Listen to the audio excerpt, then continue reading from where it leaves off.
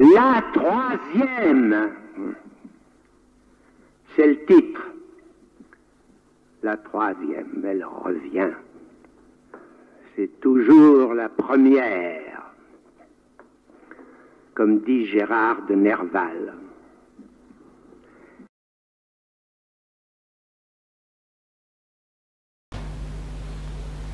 Bon. À 15h03, on commence. Ça y est, on a commencé. Ça y est. Bon. Donc c'est la 8e, 3e. Et une fois n'est pas coutume, donc je vais vous épargner le résumé des épisodes précédents. Et parce qu'on va écouter un passage aussi un peu plus court de Lacan d'abord. Et ce passage est essentiel puisque il se dit beaucoup de choses en très peu de temps et des choses très importantes pour ce qu'il en est de la psychanalyse aujourd'hui, notamment la formidable incompréhension qu'elle génère dans les confusions, notamment avec la psychologie et la psychothérapie. Donc là, c'est très clair, vous allez voir. Et puis, donc ce registre-là, le registre de l'inconscient, donc il y a un seul inconscient, bien sûr, il n'y a pas deux inconscients, un inconscient réel, je ne sais pas quoi, c'est très clair là-dessus. Et aussi la différence qu'il y a entre la parole en tant que parole. Hein, une parole, c'est pas une leçon, hein, c'est une parole avec la contingence de la parole. Et la psychanalyse, c'est vraiment une discipline de la parole. Donc on va écouter Lacan tout de suite, justement.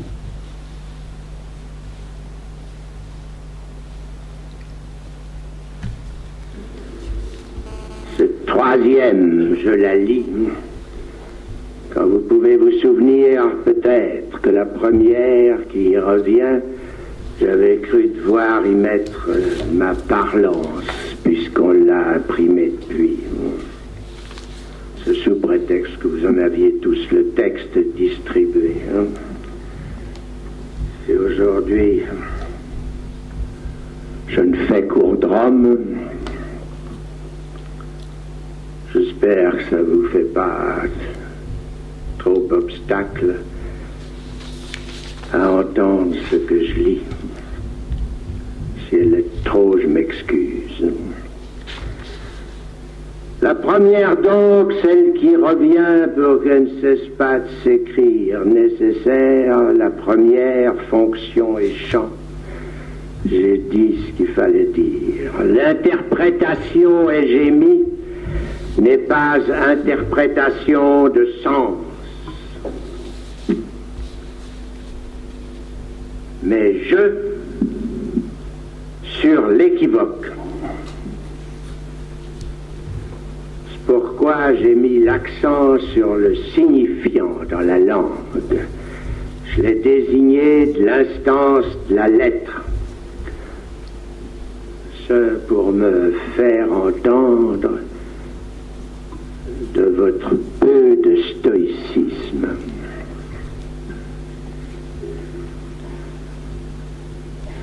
Il en résulte, ai-je ajouté depuis sans plus d'effet, que c'est la langue dont s'opère l'interprétation, ce qui n'empêche pas que l'inconscient soit structuré comme un langage. Un de ces langages dont justement c'est l'affaire des linguistes de faire croire que la langue est animée. La grammaire, qu'ils appellent ça généralement, ou quand c'est Yemslef, la forme. Ça va pas tout seul. Hein. Même si quelqu'un qui m'en doit le frayage a mis l'accent sur la grammatologie. Hein. Oui.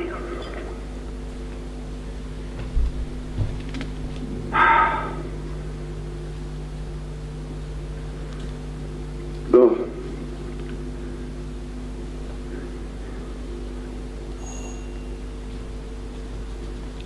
La langue, c'est ce qui permet que le vœu, souhait, on considère que c'est pas par hasard que ce soit aussi le veut de vouloir, troisième personne, l'indicatif. Que le non niant et le non nommant, c'est pas non plus par hasard, ni que deux D apostrophes avant ce E qui désigne ceux dont on parle, ce soit fait de la même façon que le chiffre 2. Ce n'est pas là pur hasard, ni non plus arbitraire, comme dit Saussure. Ce qu'il faut y concevoir, c'est le dépôt, l'alluvion, la pétrification qui s'en marque du maniement par un groupe de son expérience inconsciente. La langue n'est pas à dire vivante parce qu'elle est en usage. C'est bien plutôt la mort du signe qu'elle véhicule. Ce n'est pas parce que l'inconscient est structuré comme un langage que la langue n'est pas à jouer contre son jouir. Puisqu'elle s'est faite de se jouir même. Le sujet supposé savoir quel analyste, dans le transfert, ne l'est pas supposé à tort s'il sait en quoi consiste l'inconscient, d'être un savoir qui s'articule de la langue. Le corps qui la parle n'y étant noué que par le réel dont il se jouit. Mais le corps est à comprendre au naturel comme dénoué de ce réel qui, pour y exister au titre de faire sa jouissance, ne lui reste pas moins opaque. Il est l'abîme moins remarqué de ce que ce soit la langue qui, cette jouissance, la civilise, si j'ose dire. J'entends par là qu'elle l'apporte à son effet développé, celui par lequel le corps jouit d'objets dont le premier, celui que j'écris du petit a, est l'objet même, comme je le disais, dont il n'y a pas d'idée. D'idée comme telle, j'entends, sauf à le briser, cet objet, auquel cas ces morceaux sont identifiables corporellement et comme éclat du corps identifié. Mais c'est seulement par la psychanalyse. C'est en cela que cet objet fait le noyau élaborable de la jouissance, mais il ne tient qu'à l'existence du nœud aux trois consistances de tord, de ronde ficelle qu'il constitue. L'étrange est ce lien qui fait qu'une jouissance, quelle qu'elle soit, le suppose cet objet, et qu'ainsi le plus de jouir, puisque c'est ainsi que j'ai cru pouvoir désigner sa place, soit au regard d'aucune jouissance sa condition. Voilà. T'arrêtes là, hein? On va refaire ça pour pas que ça nous gêne. Bon, tu devais commencer, tu voulais faire une petite... Tu l'as déjà faite, l'introduction? Ben oui. Mais je n'ai pas écouté parce que j'étais... Oui, tu l'as faite. Bon. Ben, je peux la refaire. Non, mais ça va, j'ai pigé ce que tu voulais dire, parce qu'on en avait parlé avant. Oui. Tu m'excuses. Bon, moi je vais partir déjà de deux passages qu'on entend ici et qui sont que nous venons d'écouter, qui sont à mon sens très très importants. Alors j'ai rien préparé, ce qui n'est pas vrai puisque j'ai beaucoup travaillé pour essayer de me retrouver dans région extrêmement complexe de ce dernier enseignement, comme on le dit, de Lacan. Alors la première citation, vous venez de l'entendre, c'est de la langue dont s'opère l'interprétation, ce qui n'empêche pas que l'inconscient soit structuré comme un langage. Là, c'est la première citation. Et l'interprétation, évidemment, Lacan l'illustre comme jouant de l'équivoque. Et c'est pour ça qu'il montre que dans la langue, il y a des équivoques qui se véhiculent et qui nous prennent et qui sont constitutifs de notre inconscient. La langue, effectivement, est définie par lui, parce qu'il l'écrit en un seul mot. C'est ça qui est très important, c'est du nouveau. C'est même à la limite le nouveau qui va amener pour lui, on peut le dire, la ruine de la linguistique, en gros, la réponse à Chomsky, qui parle de la grammaire générative, pour dire qu'au fond, si le langage est la condition de l'inconscient, l'inconscient est la condition de la linguistique. C'est-à-dire qu'on ne peut plus avancer dans la linguistique, sauf à l'université bien sûr, si on ne tient pas compte justement de cette notion de la langue chez Lacan. Ça c'est tout à fait important. Donc, première citation, c'est ça. C'est de la langue dont s'opère l'interprétation, ce qui n'empêche pas que l'inconscient soit structuré comme un langage. Et autre citation un tout petit peu plus bas, qui reprend un peu les mêmes termes, ce n'est pas que l'inconscient est structuré comme un langage, que la langue, en un seul mot, n'est pas à jouer contre son jouir, puisqu'elle s'est faite de se jouir même. Alors ça, c'est aussi une phrase très importante. Il faut déjà saisir, à mon sens d'abord, que la langue, c'est écrite en un seul mot, c'est en tant qu'elle est parlée que se constitue, comme effet, l'inconscient structuré comme un langage. Alors, cet axiome a été produit par Lacan quasiment au début de son enseignement, et c'est avec ça qu'il reprend ce qu'il appelle son retour au sens originaire de ce que dit Freud. Et bien entendu, on répète ça à l'envi, l'inconscient est structuré comme un langage, tout le monde dit ça, mais on ne se rend pas compte que c'est un pléonasme de le dire, puisque par définition, l'inconscient, c'est la structure incorporée de langage. Et qu'il se détermine justement d'une langue parlée, de la langue parlée. Laquelle, la langue, comme il en parle, n'est pas une structure, mais elle est constituée de signifiants qui sont dans le réel et qui font pas chaîne. Ça vient du dehors, en gros. On peut dire ça comme ça. Et je vais le montrer un peu plus loin. Et c'est parce qu'elle fait une rencontre d'une contingence corporelle, c'est-à-dire avec un corps vivant de l'être humain,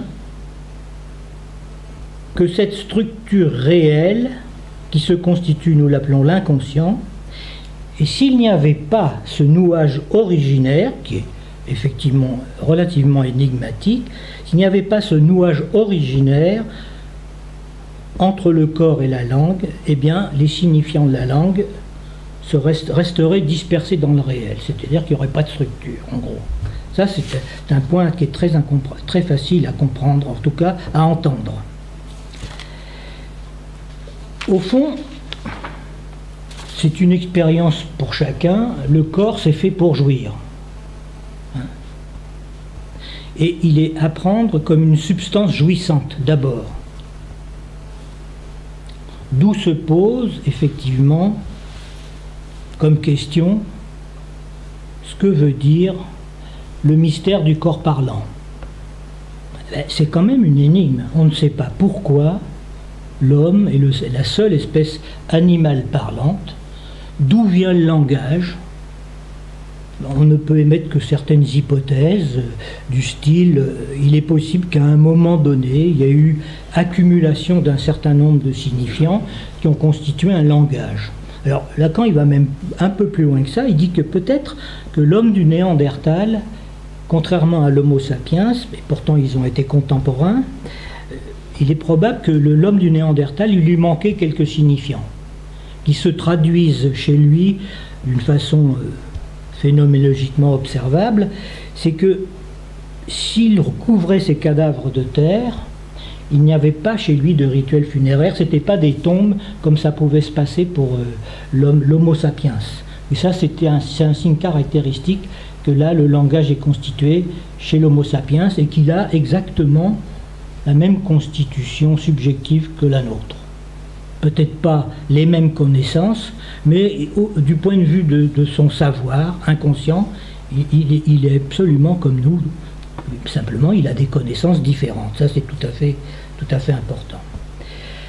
Alors, je peux continuer un peu comme ça, hein? Si tu veux. Ouais. La primarité de la jouissance du corps propre dans sa présence animale, donc d'une autre, hein, on peut dire que ça se manifeste comme une palpitation de la vie, et ça s'observe très bien chez le nouveau-né. Hein. Il est là avec ses trémulations, avec sa façon d'aborder la vie, comme il se manifeste, il la manifeste par sa voracité en particulier, par ses mimiques, par sa voracité dans la tétée, par ses mimiques, par la satiété qu'il en éprouve de sa tétée. Et lorsqu'il est en excès, quand elle est en excès, cette espèce de jouissance primaire du corps, par ses cris, dès son réveil d'ailleurs, hein. Ce qui permet de comprendre aussi, c'est que ce qui se passe là, c'est que dans le corps à corps entre la mère et l'enfant, ça c'est indéniable qu'il y a un corps à corps, il y a aussi un échange de paroles, tout de suite, même avant qu'il soit né l'enfant. Il y a des paroles qui sont prononcées par ses parents sur le devenir et qui auront un impact sur le devenir de cet enfant, d'autant plus que cette parole véhicule des signifiants que les parents répéteront au cours de la vie et qu'il entendra, et ça sera constitutif de ce qu'il aura son inconscient. Alors l'échange de paroles, on l'entend bien du côté de la mère, mais du côté de l'enfant, sa lalation comme ça, son babil, c'est déjà de la parole. Et chez l'être humain, il n'y a pas de préverbal. Il y a un prédiscursif, si vous voulez, mais il n'y a pas de préverbal. C'est déjà du registre de la parole, et la mère ne s'y trompe pas, et quand vous avez affaire à des nourrissons, vous savez très bien que ça se passe comme ça, pratiquement dans les heures qui suivent, au moins dans la journée ou dans les premiers jours, tout de suite, il est intéressé, il regarde les visages, il est intéressé par le réel qui l'entoure, et il entend des choses qui lui sont déjà dites. Et il répondra justement par ses mimiques. À la différence, finalement, des autres animaux. Hein. Ce babil, cette lalation, la mère l'encourage, bien sûr, elle le ponctue, elle lui donne un sens. Et effectivement, c'est comme ça que petit à petit, eh ben, l'enfant, il finit par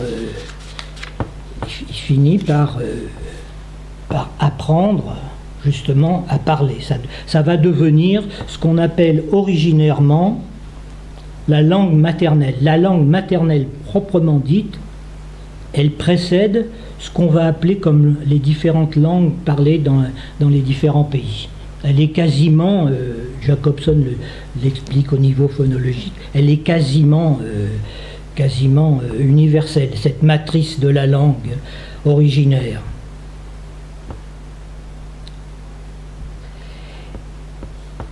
Et en même temps, elle a comme fonction précisément d'exprimer, ou en tout cas de faire apparaître cette dimension du langage déjà là, qui lui vient du réel et qu'il reçoit du réel. C'est là que ça s'accroche pour lui. Alors là, il faut que je trouve comme ça. Peut-être on peut revenir un peu aussi sur Pour revenir au texte, donc... Moi, alors, ce que je vais faire, c'est que je vais déjà m'arrêter là, quand même. Je reprendrai un peu plus tard. Je vais simplement dire, voilà ce que ça veut dire. Ça veut dire qu'il y a du parler, il y a la langue parlée, et elle détermine, parce que la langue, justement, elle vient coloniser le corps, comme l'utilise ce terme Lacan, elle vient même civiliser sa jouissance, puisque au fond, civiliser, ça veut dire à la fois la tamponner, et en même temps en faire quelque chose qui s'échange dans la parole avec la mère. C'est en ce sens-là qu'il socialise une jouissance qui à l'origine serait purement autistique. Hein? C'est comme ça que je vais l'entendre. Alors,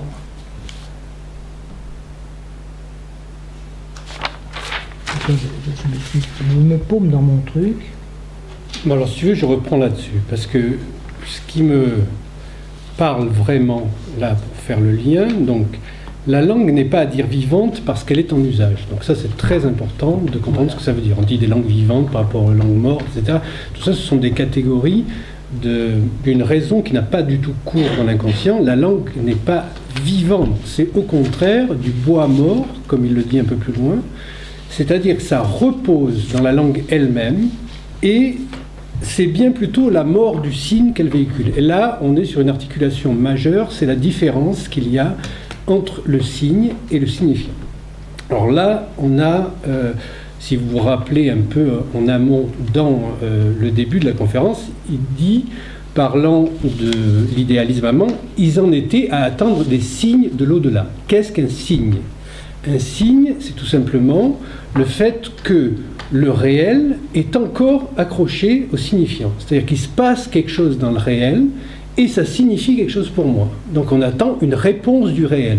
On peut dire que dans une communication, par exemple, une communication c'est un malentendu réussi, parce qu'il n'y a pas de communication, comme vous le savez, hein, rappelez-vous Lacan à Louvain, sauf si c'est sous l'angle d'être un malentendu qui réussit, c'est-à-dire il y a un bout de réel qui revient. Dans le cadre de sa définition de l'inconscient structuré comme un langage, Lacan définit le signifiant par rapport au signe, justement. C'est-à-dire que la psychanalyse n'a qu'une fonction au départ, c'est de saper cette notion de signe. C'est-à-dire le signe du réel, de voir des signes du réel partout, comme on voit des signes cosmologiques, c'est le signe de ça, c'est le signe de ça, etc. On sape ça parce qu'il faut ramener le signifiant à sa pure contingence formelle. C'est-à-dire qu'il y a une surdétermination du signifiant, puisque le signifiant lui-même ne se définit que par son articulation, c'est-à-dire sa pure différentialité avec un autre signifiant. Il ne renvoie pas, a priori, au référent réel. Et c'est là où on ramène donc la possibilité, dans ce séminaire encore, il ramène la notion de signe. Alors, bien sûr, on écarte tout de suite la possibilité d'une régression théorique chez Lacan, puisque ce n'est absolument pas le cas, mais ça lui permet de réaccrocher d'un seul coup la notion de l'être, parce qu'il faut qu'on comprenne quand même l'objet petit a, puisqu'on parle là de jouissance, etc. Et la notion de l'être, c'est la lettre elle-même, mais homophoniquement, c'est l'être aussi, qui est une lettre encore imprégnée de jouissance. Donc c'est ça l'objet dont il n'y a pas d'idée. C'est parce que ce n'est pas un objet du monde matériel, c'est une lettre qui est encore toute imprégnée de jouissance, donc qui ne fait pas chaîne avec la chaîne signifiante, qui en est détachée de la chaîne signifiante. Voilà. C'est des jouissance. Voilà. Donc c'est là où on va revenir sur l'articulation majeure, puisqu'il va remettre le corps. C'est quand même une phrase. Le sujet est supposé savoir qu'est l'analyste. Parce qu'il y a beaucoup qui se prétendent analystes, mais supposé savoir quoi? Donc, dans le transfert, il ne l'est pas supposé à tort s'il sait en quoi consiste l'inconscient d'être un savoir qui s'articule de la langue. Voilà. Première définition. Le corps qui la parle n'y étant noué que par le réel dont il se jouit. Voilà.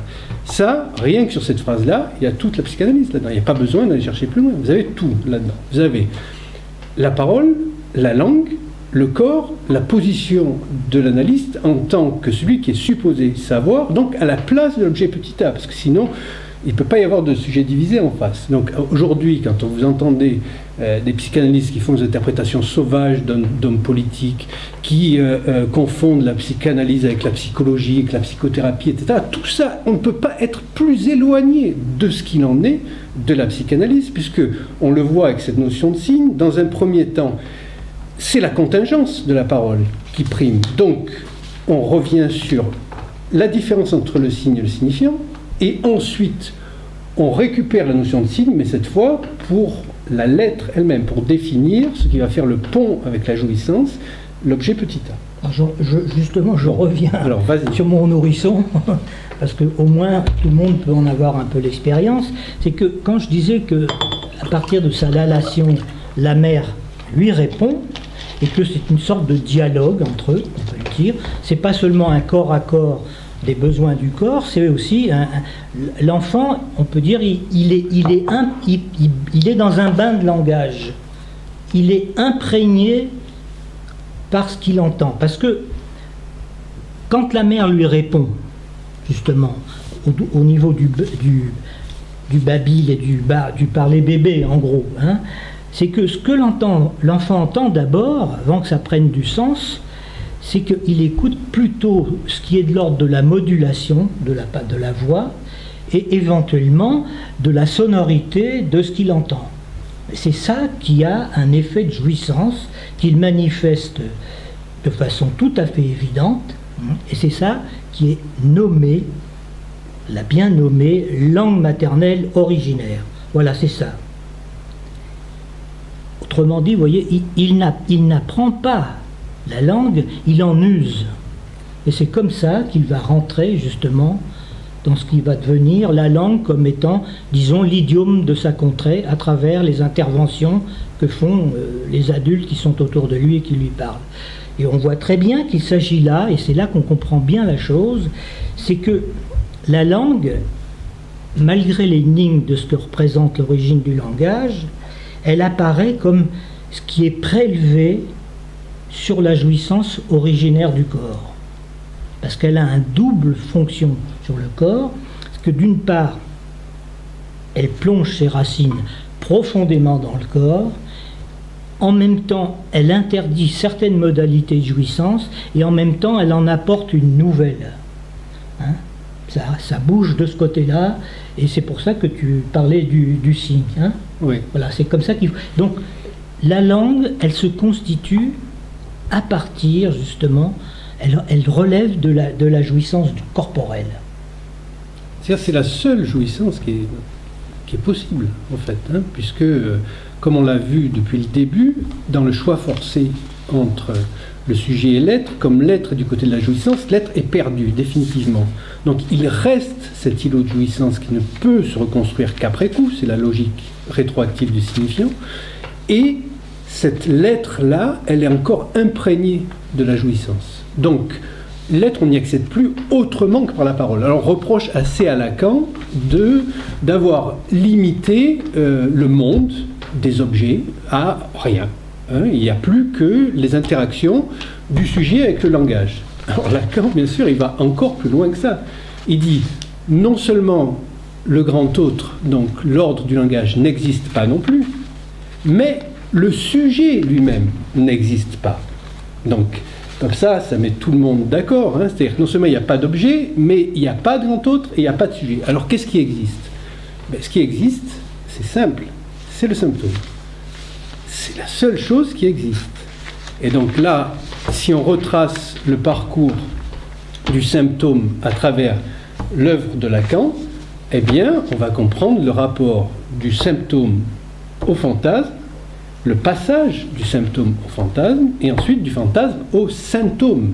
Hein, puisque le symptôme, c'est effectivement ce qui n'est plus éliminable. Alors, la psychanalyse, au départ, c'est un exercice d'interprétation. Alors, heureusement qu'il rappelle, là aussi, que c'est pas c'est ta grand-mère, il s'est passé ça, puisque ce n'est que sur l'équivoque du signifiant que porte l'interprétation. C'est pas ramener du sens comme si c'était des signes, puisqu'on est dans le signifiant. On coupe les signes, on enlève tout ça, tout cet obscurantisme-là de ramener des trucs, ça veut dire ça veut dire ça veut rien dire du tout. Voilà, il n'y a personne qui est capable d'interpréter, je sais pas, une déclaration de François Hollande psychanalytiquement ou un tableau de Vallotton psychanalytiquement. Ça ne veut rien dire. Ça, c'est l'obscurantisme absolu. Hein, la psychanalyse, ce n'est pas ça. La psychanalyse, c'est de l'ordre du signifiant, c'est pas de l'ordre du signe. Le signe n'intervient que dans ce raccord-là d'objet petit a. Donc on le comprend ça avec le symptôme. Donc le symptôme, au départ, dans le travail de Lacan, dès le départ, c'est le message qui n'arrive pas à se dire. Donc il est de l'ordre du langage. Et il est inscrit dans le symbolique. C'est-à-dire que le symptôme est adressé. Il est adressé au grand autre. En analyse, le symptôme est adressé au psychanalyste lui-même, qui est censé l'interpréter et le résoudre. Le problème, c'est que il ne se résout pas forcément, et en tout cas, il ne se résout pas jusqu'au bout. Alors pourquoi ? La réponse de Lacan, c'est parce qu'il y a de la jouissance. Il y a de la jouissance dans le symptôme. Donc il n'y a pas que, ce n'est pas qu'un nœud symbolique. C'est pas un nœud de signification. Voilà. Il y a cette jouissance-là. Alors cette jouissance, bien sûr, elle amène à la considération du fantasme. C'est-à-dire, qu'est-ce qui vient boucher le trou dans l'autre, c'est-à-dire faire en sorte que le sujet puisse accepter l'absence du grand autre, le trou qu'il y a dans l'autre, c'est le fantasme. Ce fantasme-là, il permet de saisir d'où vient la jouissance. Mais il est en soi inaccessible, ce fantasme-là. En tout cas, au sujet lui-même, parce que sinon, il ne pourrait pas être là. Donc, le passage se fait du symptôme au fantasme, et devant l'irréductibilité du fantasme, que, au fond, le sujet doit offrir à son analyste, on l'a vu la dernière fois avec l'offrande du silence des agneaux. Donc, il reste une seule chose, c'est-à-dire le symptôme lui-même, c'est-à-dire un ensemble de traits qui constituent le reste du sujet, qu'on se retrouve dans cette fameuse déclaration des Trimurtis indiennes, tu es cela, c'est-à-dire ce résidu, le bout de réel, là, qui fait qu'un sujet peut avoir lieu. Parce que pour qu'il y ait la possibilité d'un sujet, il faut qu'il y ait un bout de réel. C'est pour ça qu'on ramène toujours ces bouts de réel. C'est pour ça qu'il y a cette notion de signe très importante, que tout le monde attend des signes du destin, quelque chose qui se passe à l'extérieur pour dire oui, ça c'est bien, tu es en train d'être dans la bonne direction, etc. Et c'est pour ça qu'il y a autant aussi d'errance dans la compréhension des textes de Lacan, parce que quand on ramène les signes, c'est que en dehors de ce qui va permettre de comprendre l'objet petit a, on n'est plus du tout dans la psychanalyse. On est dans une sorte de psychologie, New Age, des trucs où, en fonction de ce qui va arriver, de la divination, quoi. D'ailleurs, ces bouts de réel, c'est ce qu'on retrouve aussi dans les séances de spiritisme ou de divination. Il suffit qu'il y ait un petit bout qui corresponde à quelque chose que vous savez être vrai pour vous, d'un seul coup ça s'enclenche, et si c'était vrai, on accroche du sens derrière. Évidemment, le sens, lui, il est infini, hein, c'est sur ça que fonctionnent les religions, donc on va croire dans ces trucs-là. Non, quelque part, la psychanalyse vous opère de la croyance. C'est le principe du transfert que le sujet supposé savoir. Alors, il y a un autre point là que je vais reprendre, puisque moi j'étais plutôt branché sur l'histoire de comment se constitue l'inconscient, à partir du parasitage et de la colonisation du corps propre par le langage. C'est que du coup, l'inconscient, et Lacan, donc il montre comment ça s'origine du réel d'une jouissance du corps, toute cette affaire de la langue et du corps. Du coup, il va définir, et ça c'est des phrases qu'il faut retenir parce que ça va entraîner beaucoup de déviations par la suite chez les gens qui se recommandent de l'enseignement de Lacan. Il va dire que l'inconscient, c'est le réel, ou bien il va dire que le réel, c'est l'inconscient. Alors, vous voyez, tout de suite, c'est quand même, quand il dit une chose... Alors qu'on parle du symbolique, il dit que déjà la langue, elle est dans le réel, hein, quand même. Mais déjà de dire l'inconscient, c'est le réel, ou le réel, c'est l'inconscient, ce sont des occurrences très peu nombreuses chez lui, mais il le dit comme ça. Mais il ajoute, ce qu'oublient constamment les gens, c'est le réel dont on est affligé. Alors, qu'est-ce qui peut bien affliger le réel? Ben, c'est les signifiants. Ben oui. C'est les signifiants qui font des effets sur le corps, qui sont ce qu'on appelle des effets d'affect. Hein? C'est ce que dit Freud, en gros. Freud, il dit que les perceptions premières s'enregistrent sous forme de traces qui vont être constitutives de l'inconscient. Ça, c'est tout à fait important. Et que, de ce fait, elle mortifie, on pourrait dire, cette jouissance originaire, c'est-à-dire qu'elle l'amoindrit, et en même temps, elles opèrent une découpe, disons, sur l'organisme vivant, puisque c'est celui qui jouit de la palpitation de la vie. Elle découpe cet organisme en un corps qui n'est pas le corps de la biologie, qui n'est pas le corps de l'anatomie, mais que comme ça coupe, c'est déjà... On peut parler d'anatomie, puisque l'anatomie, c'est faire des coupures, d'une certaine façon, d'un corps qui est finalement constitué de zones érogènes, les plus importantes,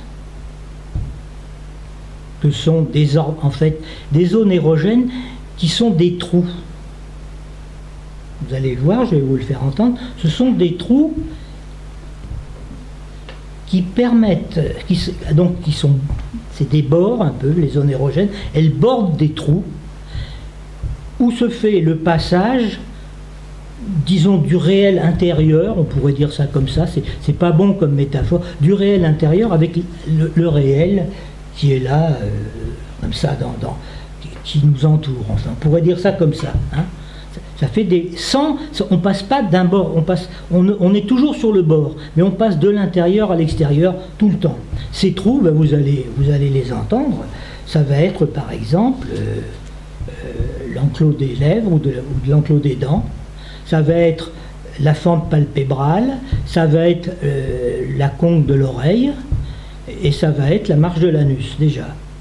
Ailleurs, en tout cas pour Lacan, il n'y a pas d'autre type de pulsion que ces 4 grandes pulsions. Le respire n'est pas une pulsion, parce que même s'il y a l'air qui entre et qui sort, il n'y a pas de coupure. Le respire, il est constant, c'est un rythme physiologique, ça n'a rien à voir avec la pulsion, mais évidemment, de temps en temps, on peut avoir le souffle coupé, ça peut arriver, mais ce n'est pas une pulsion. Donc, si vous voulez... mais dans cette opération, parce que ça c'est une opération de découpage du corps à partir de l'organisme, d'un corps constitué de zones érogènes, et d'ailleurs ça peut être tout le corps qui est un corps érogène, hein. C'est pas simplement localisé, ça peut être tout le corps, mais enfin on le repère à ce niveau-là, au niveau de ces fameuses zones principales, de ces principales pulsions, et ce n'est jamais sans un excès qui est une perte, comme si c'était une livre de chair qu'il fallait payer pour entrer dans la machinerie du langage, que sont les objets pulsionnels. Alors les objets pulsionnels qui au départ sont de contingence corporelle, mais ils ne sont pas assubstantivés. C'est-à-dire qu'au fond, on passe d'une contingence corporelle de ces objets à leur consistance logique. Pour vous le dire tout simplement, comme ça, si je peux le dire simplement, ces objets qui se produisent en excès, c'est un reste de l'opération signifiante sur le corps. Un objet qui est à la fois produit par l'intervention du signifiant sur le corps, qui vient marquer le corps, qui vient le parasiter, et en même temps qui échappe à la prise du signifiant. Donc il y a un petit peu un paradoxe comme ça. Ces objets donc qui ne sont pas substantivés, je vais vous dire comment ça s'entend. Ça veut dire qu'au fond, la voix, elle est aphonique. Donc la voix, c'est pas dans la sonorité que vous entendez, ni même dans le sens que vous en éprouvez de comprendre ce que je dis, même si c'est des modalités de jouissance, ça, bien sûr, ça a un effet, c'est la jouissance, entendre, pas seulement jouir de la sonorité d'une parole, y compris du sens des propos, mais la voix, elle est aphonique, c'est parce qu'elle fait coupure. C'est parce qu'il y a des ponctuations dans ma parole que vous arrivez à suivre ce que je peux vous dire, par exemple. Ça, c'est comme ça, la voix. Le regard, ce n'est pas la vision. La preuve, c'est qu'on est plutôt regardé par un tableau, et on n'y voit rien, d'ailleurs, en général, c'est lui qui vous regarde. Et le monde, il est plutôt omnivoyeur qu'exhibitionniste. Donc, vous voyez, le regard, ce n'est pas substantivé non plus. C'est même souvent qu'une tache, un trou dans un... Le tableau, souvent, il est organisé autour d'un trou, d'ailleurs. Puisque c'est le peintre qui le peint. C'est lui qui, à son insu, il le fait obligatoirement. Le sein, comme on en parle comme objet petit a, il n'est pas non plus à substantiver, parce que le sein, c'est pas la mamelle, c'est pas le nichon. Hein? Et l'enfant, quand il tète sa mère, ben, en fait, quand on le regarde bien, qu'on observe, le sein, il lui appartient. C'est avec ça qu'il pompe le lait de la mère. Il faut l'entendre aussi comme ça. Donc ça ne se substantive pas. Et enfin, la merde, ben, c'est pas le caca, quoi. Quand on dit qu'on est emmerdé, c'est très rare qu'on soit couvert de caca, même si ça peut arriver de temps en temps. Vous voyez, voilà, ça, c'est des objets très importants parce que ce qui va se passer dans l'opération de colonisation, de parasitage et de civilisation de la jouissance du corps, c'est quand même par ce biais-là qu'il y a une ouverture, disons, vers le réel, pour le sujet. Hein. Et il y a donc un aspect dans le signifiant qui est qu'il interdit la jouissance et en même temps il la sollicite, il l'organise. Le plus de jouir, après tout, c'est à la fois une perte de jouissance et en même temps un gain de jouissance supplémentaire. Voilà comment je voulais l'entendre comme ça. Hein. C'est un excès. Voilà. Alors, vous voyez cette histoire d'inconscient, c'est le réel en tant qu'il est affligé, hein, c'est ça qui est très important, affligé par le signifiant. Donc, ça remet bien en place l'idée que, évidemment, l'inconscient, il est réel, dans sa définition de lacanienne, que l'on retrouve chez Freud d'ailleurs, comme impossible. C'est un réel, un savoir impossible à rejoindre et qu'on ne l'attrape finalement dans l'analyse que par les voies qui l'y conduisent, comme le rêve, qui est la voie royale, et bien entendu toutes les autres manifestations de l'inconscient. Mais c'est un inconscient réel et je vous en donne juste une petite... Ça, c'est Lacan, la définition comme ça. Donc, comme impossible, un savoir impossible à rejoindre, un savoir dans le réel impossible à rejoindre, dont il n'y a pas de sujet. Hein. C'est pour ça que quand on parle du sujet dans la psychanalyse, c'est parce qu'on l'obtient du déchiffrage de ce savoir. C'est uniquement comme ça qu'on le trouve. Mais oui, il y a un sujet de l'inconscient. Il n'y a pas inconscient du sujet. Voilà. Ça, c'est une absurdité, justement. Ça veut dire qu'on substantive le sujet. Alors que le sujet, c'est justement ce qui ne peut pas être substantivé jamais, puisque c'est l'objet petit a qui vient représenter le sujet dans le monde des objets, et l'objet petit a lui-même, il n'y a pas d'idée. C'est-à-dire que c'est juste un élément linguistique imprégné d'une jouissance. Alors, Lacan, il va aller un petit peu plus loin. Il va finalement dire, lui, que le réel, impossible, on peut jamais aller dans le réel. On peut même pas aller vers le réel. Hein. Il dit que le seul réel, et ça c'est très clair chez lui, le seul réel que nous touchons, c'est la fente dont se définit le sujet. Hein. C'est-à-dire que C'est quand même très important de dire ça, parce que c'est la fente. Hein. C'est comme les tableaux de Fontana, il fait des fentes comme ça, et Lacan signalait ça d'une façon tout à fait... C'est bien connu que c'est souvent les femmes qui sont sensibles à ça, quand elles se trouvent devant les plaques de cuivre que Fontana faisait, elles s'évanouissent parce qu'il y a quelque chose d'elles qui leur apparaît comme étant le réel qui surgit comme castration, quoi. Alors, on ne peut pas rentrer dans le réel, on est toujours... C'est impossible pour un sujet. Par contre, ce qui va dans le réel, c'est la jouissance. Il y a de la jouissance dans le réel, puisqu'elle est éprouvée du corps. Vous voyez la nuance. Toute la question de la psychanalyse est de savoir si justement, dans le réel, il y a un savoir.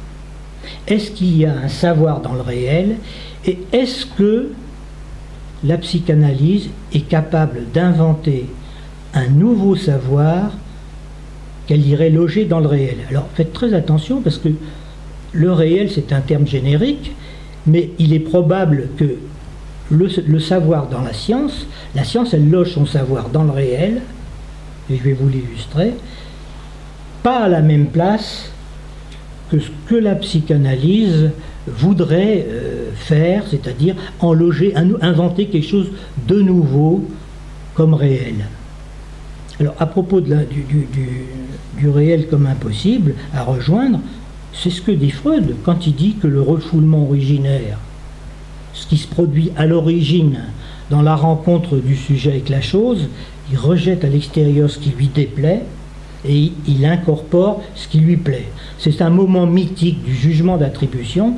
C'est là que va se constituer ce qu'on appelle le refoulement originaire, comme étant un extérieur qui, dans le réel, et Freud le dit très clairement, il n'est jamais levé. Autrement dit, l'inconscient, qu'on le veuille ou non, on n'y a jamais accès.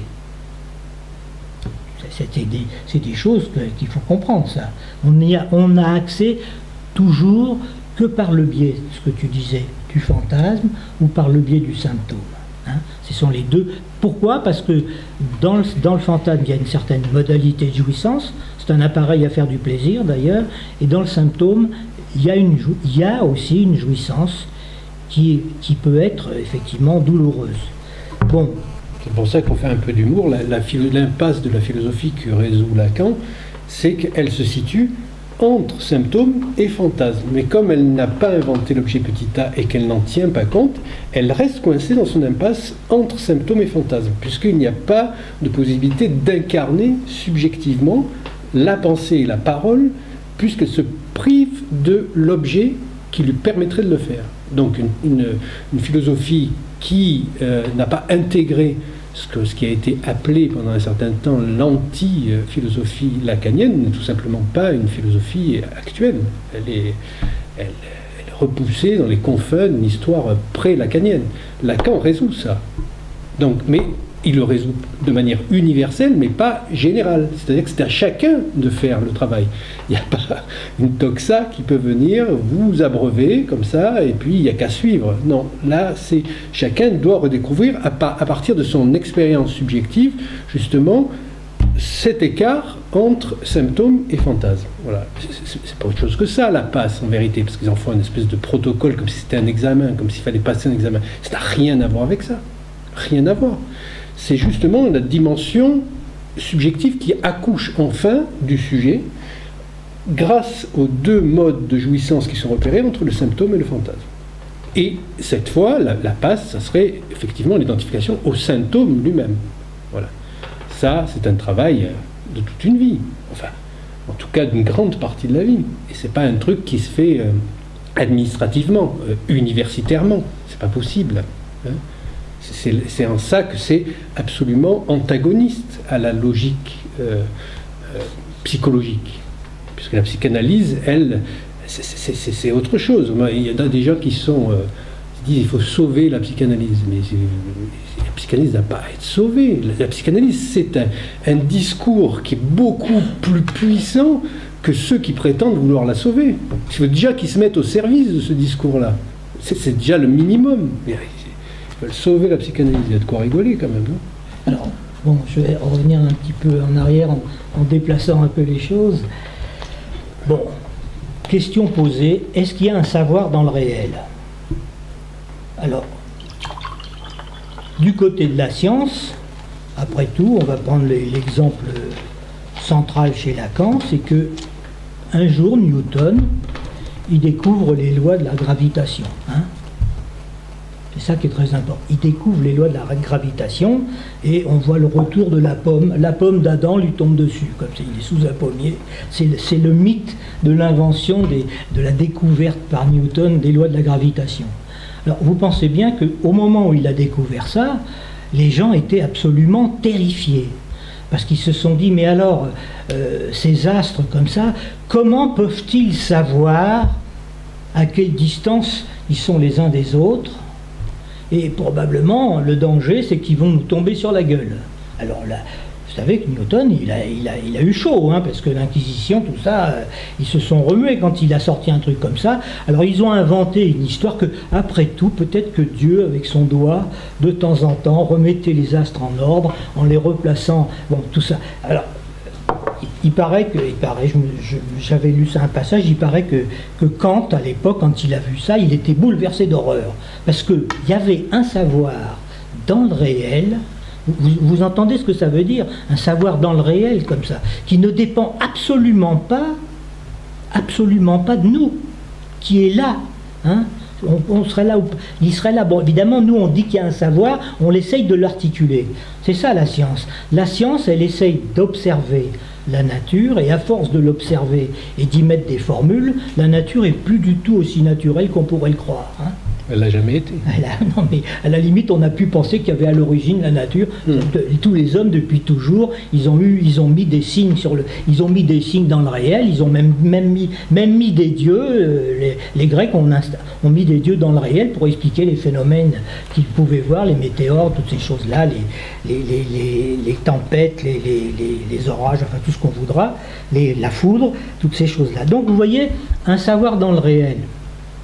Et alors, Lacan, il dit la chose suivante, il dit, bon, il y a Newton, il dit, mais même si, alors, bon, bien entendu, l'espace absolu, eh ben, si on parle de l'espace absolu, comme ça, d'ailleurs sans référence à la moindre chose relative, ben, l'espace absolu, c'est Dieu.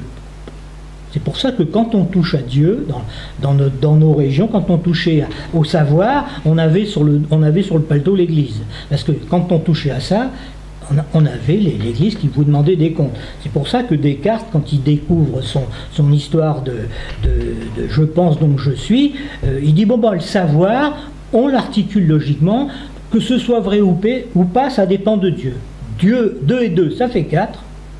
Parce que Dieu le veut. Comme ça, on pouvait lui foutre la paix, ce qui ne l'a pas empêché d'être obligé de quitter la France, parce qu'il avait effectivement l'Inquisition après lui. Arrive Einstein, il relativise la truc, hein, et il réintroduit la dimension, l'espace-temps, que le temps c'est le temps, l'espace, les rapports, et de la masse de la matière, à nouveau, bon, alors donc, on voit comment avec Newton, on réintroduit la question de Dieu, et c'est pas par hasard qu'il y a le Dieu des savants, il existe. Le Dieu des savants, il revient toujours. Même chez Einstein, puisque finalement, en y compromettant la lumière avec la masse et l'accélération, la vitesse de la lumière avec la masse et le temps, il réintroduit quelque chose de l'ordre de la mousse religieuse, c'est le fiat lux. Hein. Il y a quelque chose de l'ordre de la religion qui revient là. Prenons maintenant la théorie des quanta. La théorie des quanta, c'est le problème insoluble pour expliquer comment il peut y avoir conjonction d'une théorie ondulatoire et d'une théorie du corpuscule.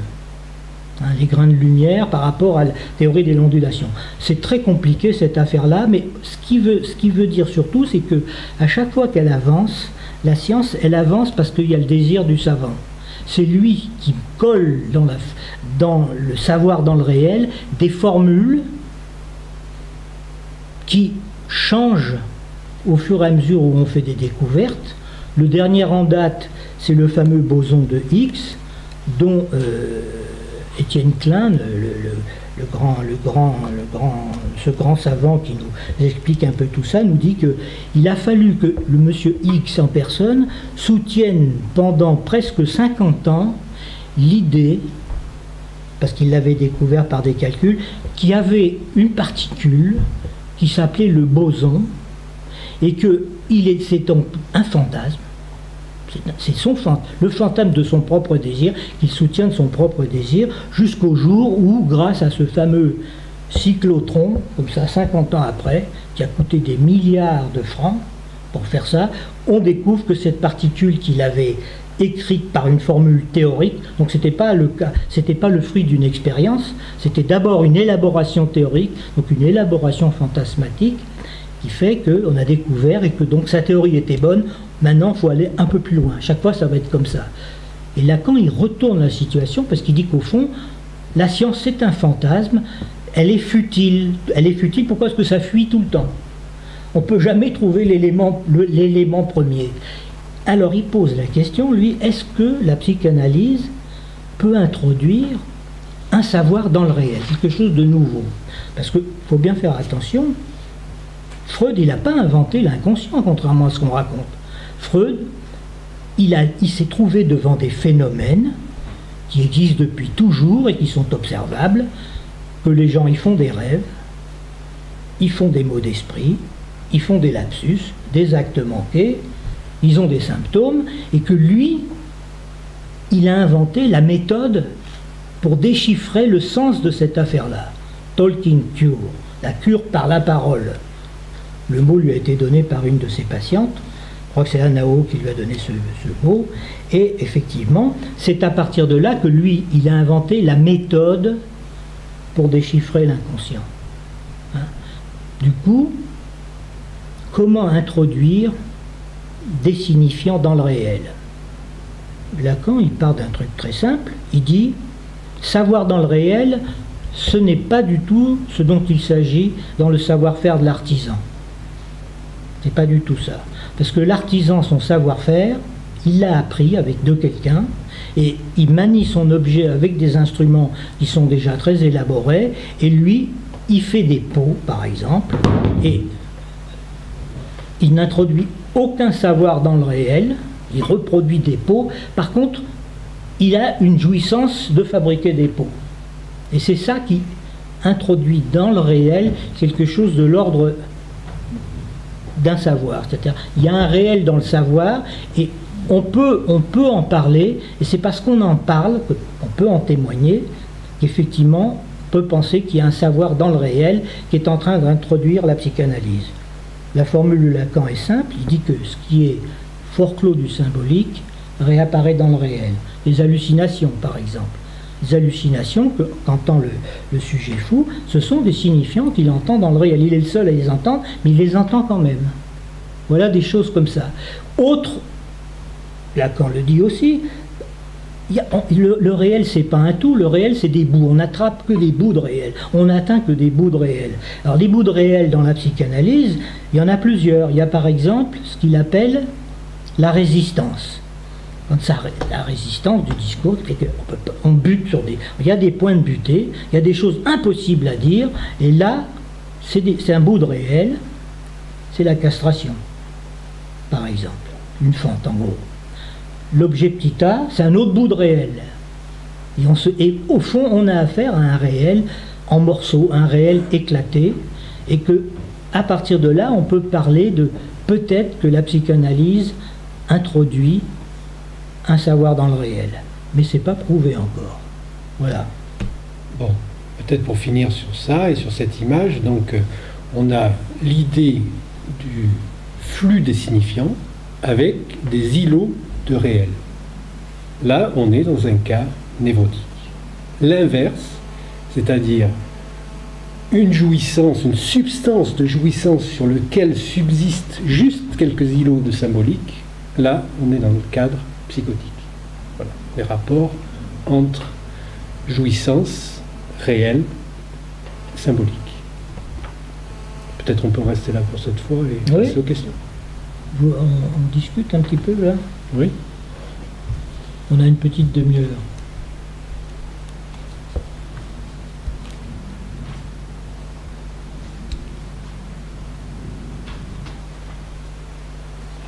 moi, je dois vous dire que ça, pour moi, cette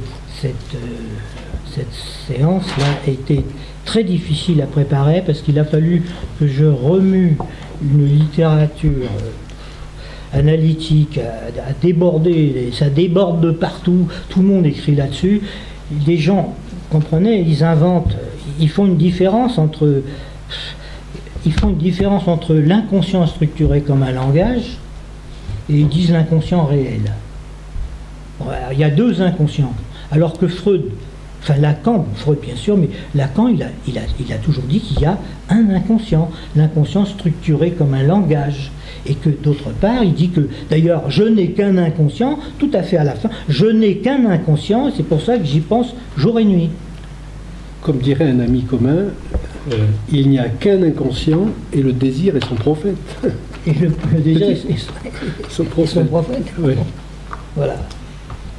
Alors, moi, je suis en train l'effet que me fait effectivement le travail de ce séminaire m'amène à essayer de débroussailler des choses qui sont difficiles à manier, quoi. Je les ai un peu introduits comme ça, un peu vite aujourd'hui, mais je compte m'y attacher jusqu'à la fin pour donner des éclairages plus saisissables. Hein.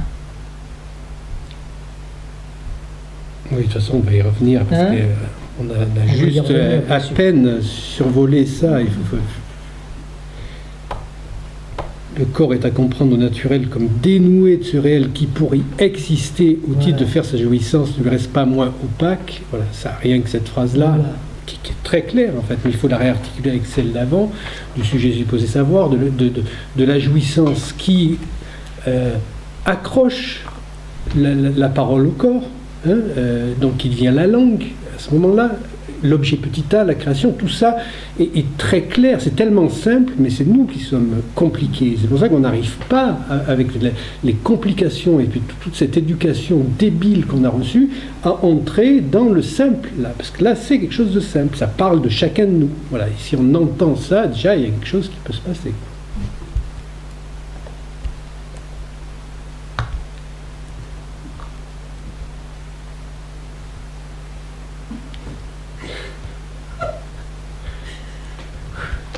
C'est dense, hein. C'est magnifique. C'est, je dirais, le jardin végétal, le paradis végétal. Quand on arrive à ne plus, quand on arrive à arrêter avec ce monde animal et qu'on passe vers ce jardin paradisiaque, je suis ici et je suis devant la lumière. Mais comme vous dites, c'est compliqué d'articuler tout ça. Il y a tout, mais on est bête. Mais en même temps, non, pas bête, parce que c'est un parcours... Si, bête aussi, oui. Enfin, bête aussi. Ouais. Faut le dire, hein. Il y a quand même une sacrée couche d'idiotie en nous, qui est costaud à résoudre. Hein. Surtout chez ceux qui se croient très intelligents, c'est là où l'idiotie est vraiment la plus manifeste. Hein. Et qu'avoir Onfray, par exemple, il croit qu'il est très intelligent. C'est douloureux, quoi, aussi d'atteindre cette lumière. En fait, c'est dur. Voilà, c'est ça. Ils ont peur. Ben oui, parce que c'est vrai que ce corps à corps, ces petits bouts de réel, et puis à un moment donné, quand on y touche, ça fait quelque chose au corps. Hein. Donc, on ne peut pas apprendre autrement qu'à ses dépens. Hein. En traversant l'expérience, le sujet, c'est que ça. Hein. C'est pour ça que au début, j'ai voulu dire la différence aussi entre aujourd'hui... Bon, il faut qu'il y en ait des institutions, il y a des institutions partout, mais c'est pas là que ça peut se passer, la psychanalyse, puisque ce n'est plus de la parole, puisqu'il n'y a plus de contingence. Ce sont des leçons qui sont données, donc c'est des textes qui sont produits, des milliards de textes. L'humanité s'est mise à produire des milliards et des milliards de textes maintenant. Mais c'est pas là que ça se passe. Il y a très peu de disciplines. C'est la seule discipline de la parole, où la parole elle-même est convoquée dans sa contingence. Sa contingence, ça veut dire là où elle se trompe, là où elle se troue, là où elle rend compte de ma propre bêtise. Voilà. Et ça n'a plus lieu d'être, puisqu'il y a des professeurs qui donnent des leçons à tout le monde, qui dirigent des entreprises commerciales. C'est du commerce. Ce n'est plus du tout une dimension où il y a vraiment du sujet. c'est-à-dire où il y a la possibilité de se tromper, d'être ensemble, de se tromper. On est dans la volonté de maîtrise d'une communication, alors que la communication, c'est rien d'autre qu'un malentendu réussi. Ça veut dire que chacun croit quelque chose que l'autre ne sait pas lui-même qu'il croit. Il y a beaucoup d'exemples sur ça. C'est très intéressant. Donc ça marche parce que chacun dans son truc croit quelque chose de l'autre, mais qui n'est pas du tout ça. C'est ça une communication réussie. Et aujourd'hui, on est dans l'ère de la communication, parce que tout est basé sur le matériel numérique, qui est un matériel de communication. Donc il faut revoir Lacan à Louvain sur la communication, c'est très instructif. Ça fait rire tout le monde.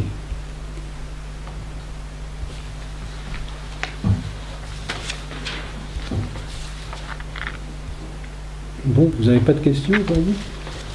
Peut-être c'est week-end de vacances. C'était trop dense peut-être. Hein? Ben, vous faites l'expérience, effectivement, de ce que c'est que ces petits bouts de réel, c'est-à-dire que c'est éclaté, quoi. Ce n'est plus un discours qui résonne et qui peut serrer les choses et qui peut bien les organiser. Ça, c'est le discours universitaire. Nous, ça devient, et pour moi en tout cas, ça devient des bouts de réel que je reprends et qui font question pour moi. Hein. Qu'est-ce que c'est que le savoir dans le réel? Je ne peux même pas imaginer ce que peut être le savoir dans le réel de la science, puisque la science, elle me propose un discours qui est son fantasme, qui est un fantasme. Dites aux scientifiques que la science est un fantasme, ils sautent au plafond. Hein. Quand on leur dit un truc comme ça, ils disent mais vous êtes des cinglés ou quoi? Non mais ça va pas, nous c'est le réel. Pas du tout. Le biologique, c'est pas le réel. Mais parce qu'il fait abstraction de son propre sujet. Oui, oui. C'est-à-dire c'est comme si il y avait une position de neutre possible qui existait sur Terre. Ce qu'on appelle l'objectivité. Ça n'existe pas. L'objectivité, elle dépend des appareils avec lesquels on explore ce qu'on appelle le réel. Or le réel, plus on s'en approche, avec les appareils de plus en plus perfectionnés, et plus ça se disperse en bouts de réel.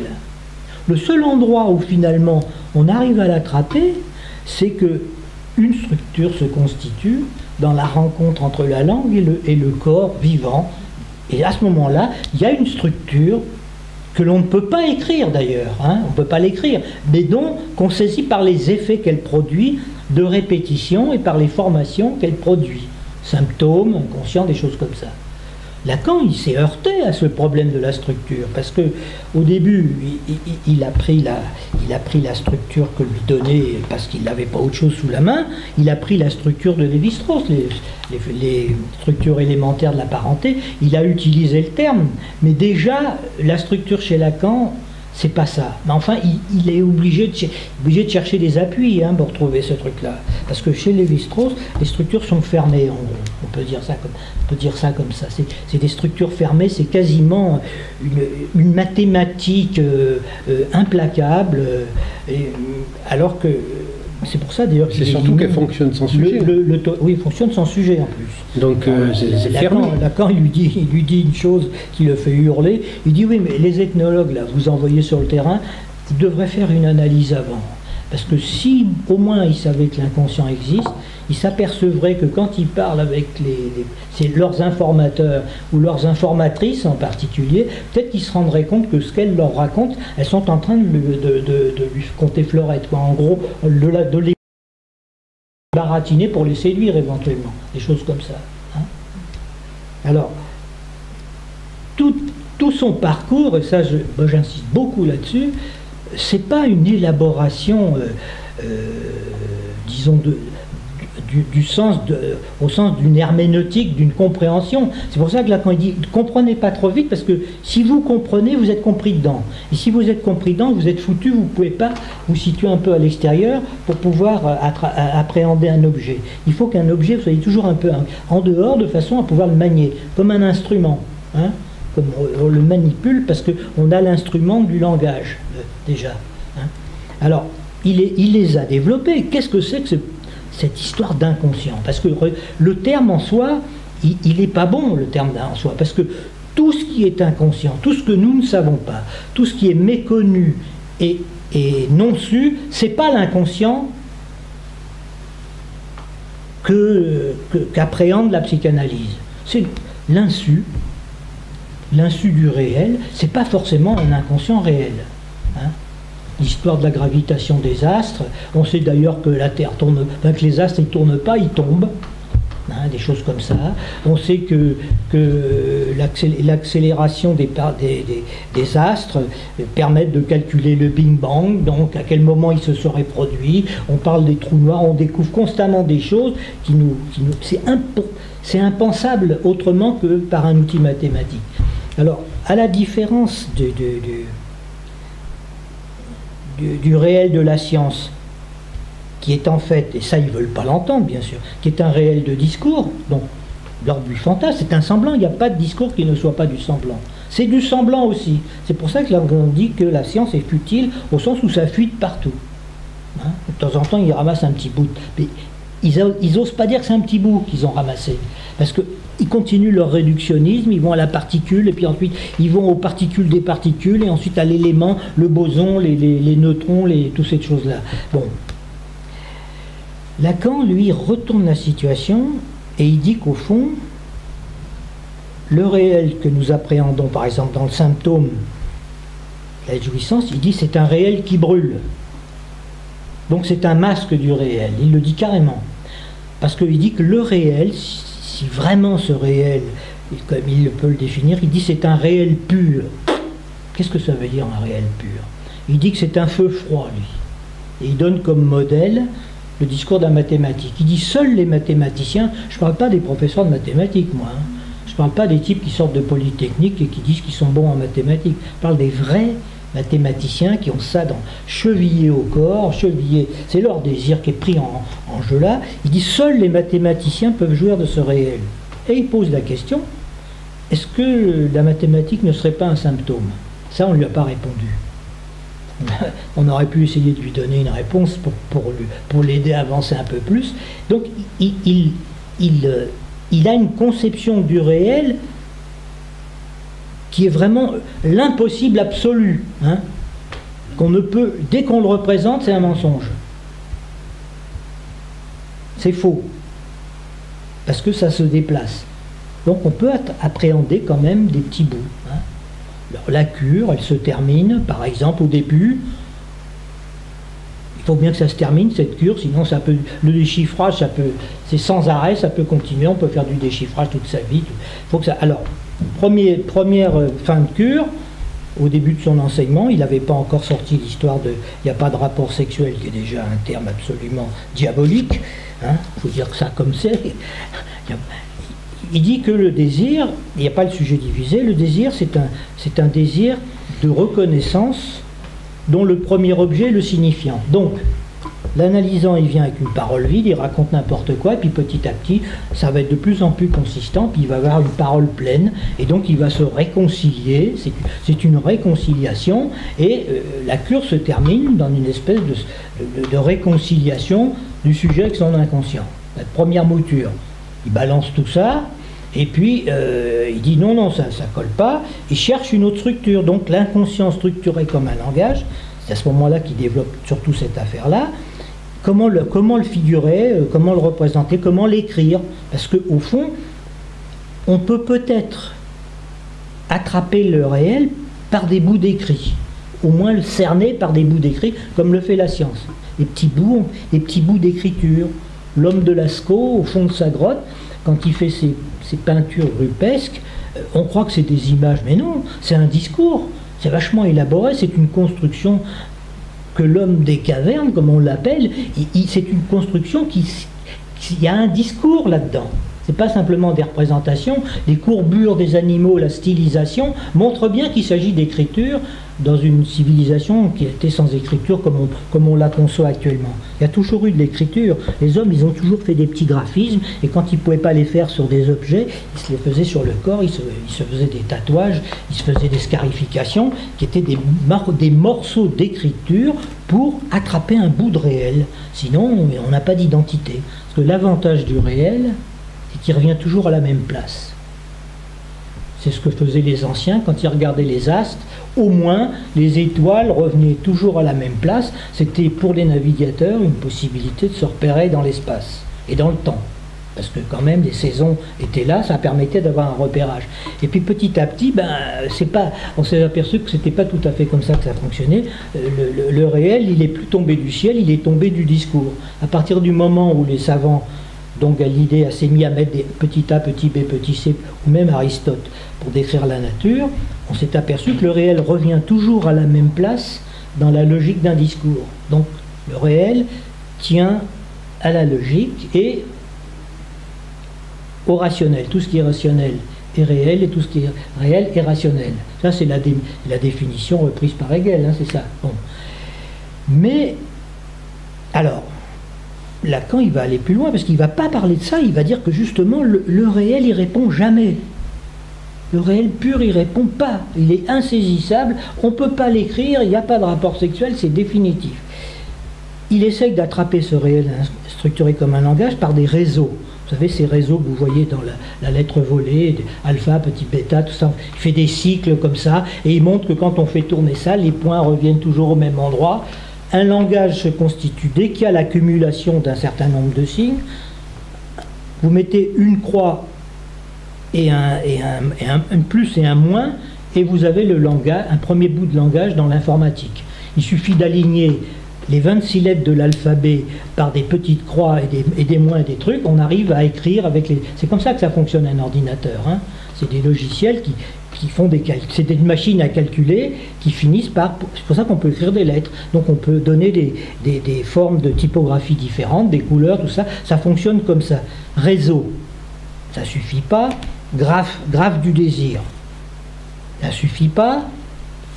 Il passe aux objets pour définir la structure langagière saussurienne, signifiant, signifié, il passe aux objets meubiens, la bande de Mébus. Le signifiant à l'endroit, et à l'envers de l'endroit, le signifié. Mais quand on parcourt toute la bande, le signifiant et le signifié, on passe du signifiant au signifié et du signifié au signifiant. C'est un petit progrès dans l'appréhension du réel. Et puis si on coupe au milieu, voilà, on a la coupure. Quand on parle, c'est qu'on coupe au milieu, on a le sujet. Le sujet, on ne l'attrape jamais, puisque dès que c'est coupé, on obtient deux ronds qui sont différents. L'un est meubien et l'autre est un biface. Voilà, des choses. Ça suffit pas. Ça suffit pas. C'est le fait d'interpréter, hein? Le parler qui fait coupure. Hein? C'est le fait d'interpréter la parole. Oui, c'est pour ça que je dis que la parole et que jouer de l'équivoque, ça permet de toucher au réel, parce qu'on joue sur le non-sens de l'équivoque. Alors Lacan, il en donne un exemple à la fin, il dit par exemple les noms du père, comme il écrit les noms du père, le père, hein, et les noms du père. Déjà dans la modulation de ma voix, vous sentez que je dis quelque chose de différent, hein, ça s'écrit de façon différente. Ben, c'est parce que ça c'est écrit que, alors que c'est le même savoir, vous voyez, c'est le même savoir, ça n'a pas le même sens. Donc le sujet des noms du père et le sujet des noms du père, ce qui erre en gros, c'est pas le même. Vous voyez, ça déchiffrage comme ça. Ça suffit pas, et c'est pour ça qu'il introduit, alors le truc qui lui va, comme il dit bague au doigt, ce fameux nœud borroméen. Le nœud borroméen lui permet de conjuguer ce qu'il a découvert, il en parle ici depuis le début, ce qu'il a découvert depuis le début, les catégories de l'imaginaire, du réel et du symbolique. Ils sont des catégories absolument hétérogènes, mais qui ont l'avantage de se nouer en un nœud particulier, qui est le nœud borroméen à 3, et qui est un nœud réel. C'est-à-dire qu'on peut le montrer, on fait un nœud, on peut le montrer. Donc on peut manier un bout de réel avec le nœud borroméen, hein, puisque il a cette propriété que dès qu'on coupe un rond, le nœud se défait. Hein. Voilà. Question posée. Est-ce que chez l'enfant, est-ce que le nœud, disons, dans la constitution que je vous ai donnée tout à l'heure de l'enfant qui entre à partir de son labile dans la langue, puis dans les langues et dans le langage, est-ce que ce nœud est constitué au début et que le symptôme qui en résulte est implicite, le quatrième rond, il est implicite dans les trois, et ça c'est une question qui va aller jusqu'à la fin, ou est-ce qu'au contraire, il faut un quatrième rond pour nouer les trois d'origine. réel, imaginaire et symbolique. Et il dit que ça, il n'a pas la solution de ce truc-là. Il n'arrive pas à résoudre ça, parce qu'il dit que c'est une question mathématique et que lui, il ne l'a pas la réponse. Et vous voyez comment, même avec cette histoire-là, il est en difficulté, Lacan. Parce qu'il n'est pas dupe, lui, que le réel qu'il attrape avec ces catégories-là et ces nominations-là, c'est quand même un réellement symbolique. Hein, c'est un réellement l'inconscient, c'est un réellement symbolique. C'est difficile à piger ça. Hein. C'est-à-dire que l'inconscient, c'est un réellement symbolique, alors que le symptôme, c'est un symboliquement réel, puisque c'est le symbolique qui vient mordre sur le réel. C'est un symboliquement, c'est un symboliquement réel. Tout ça, c'est des choses qui, vous voyez comment il interroge, c'est comme c'est difficile de manier ces catégories-là, hein, c'est très difficile de manier tout ça. Et c'est pour ça qu'il sort son histoire de pur réel. Est-ce que c'est un fantasme, ça? Après tout, c'est peut-être un fantasme, peut-être qu'il n'y en a pas de pur réel, on n'en sait rien. Hein, puisque la seule façon de repérer ce réel-là, ça serait l'impossible. Toujours l'impossible. On bute sur cet impossible. Donc on n'atteint qu'à des bouts de réel. Alors, il y a des conséquences dans la cure, cette histoire de réel comme ça.